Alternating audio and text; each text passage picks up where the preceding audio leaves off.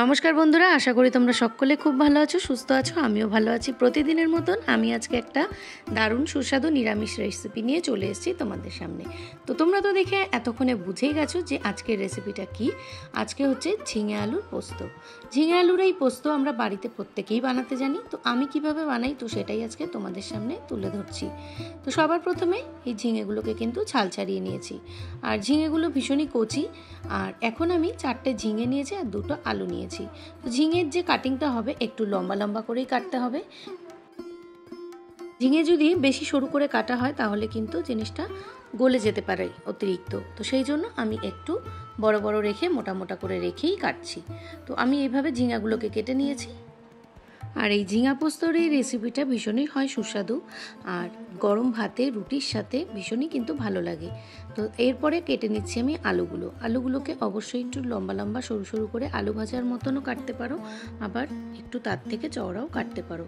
তো প্রথমেই আমি ঝিঙেগুলোকে ধুয়ে জল ঝরিয়ে রেখে দিয়েছি একটি পাত্রে।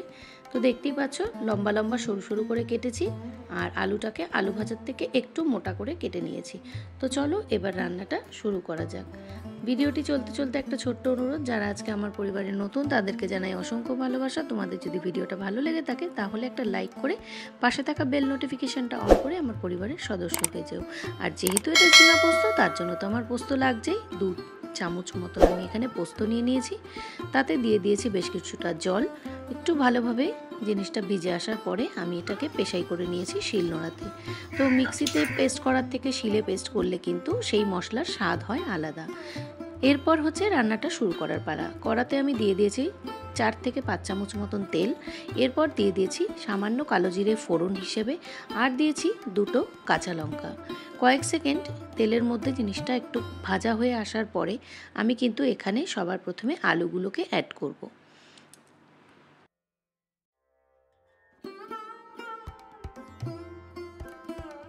2 থেকে 3 মিনিট আলুগুলোকে কিন্তু একটু ভালো করে ভেজে নিতে হবে। তোমরা চাইলে আলুটা ভাজার সময় সামান্য নুনও কিন্তু তোমরা অ্যাড করতে পারো।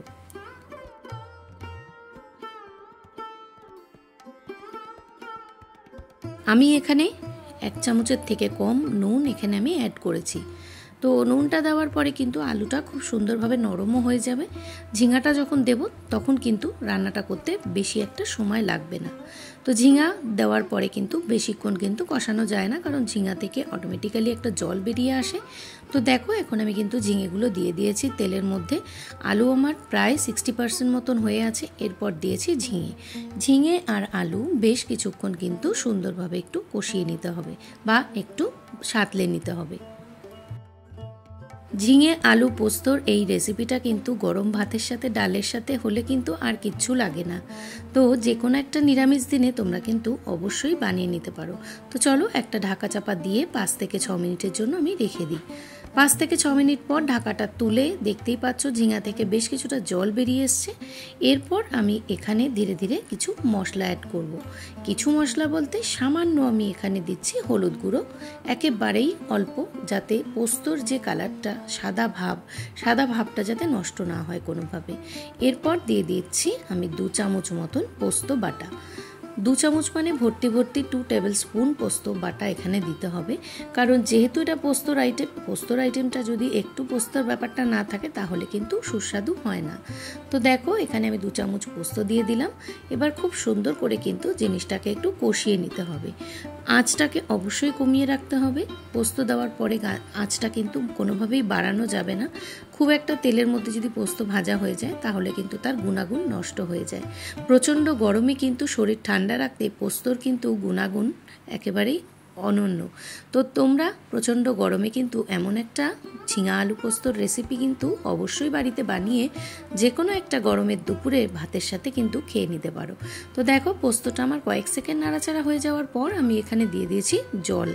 তো জলটা দিয়ে আমি আরও 1 থেকে 2 মিনিট মতন একটু ঢাকা চাপা দিয়ে রাখবো। তো 1 থেকে 2 মিনিট পর ঢাকাটা খোলার পর আমার এখানে ঝিঙে আলু পোস্ত সব সুন্দরভাবে সেদ্ধও হয়ে গেছে। জিনিসটা ভালোভাবে কিন্তু মজেও গেছে। এরপর আমি এখানে দিয়ে দিচ্ছি 1 থেকে 1.5 চামচ মতন চিনি। যে কোনো নিরামিষ রান্নায় একটু চিনি না হলে কিন্তু ভালো লাগে না। আর দিয়ে দিয়েছি ঘি।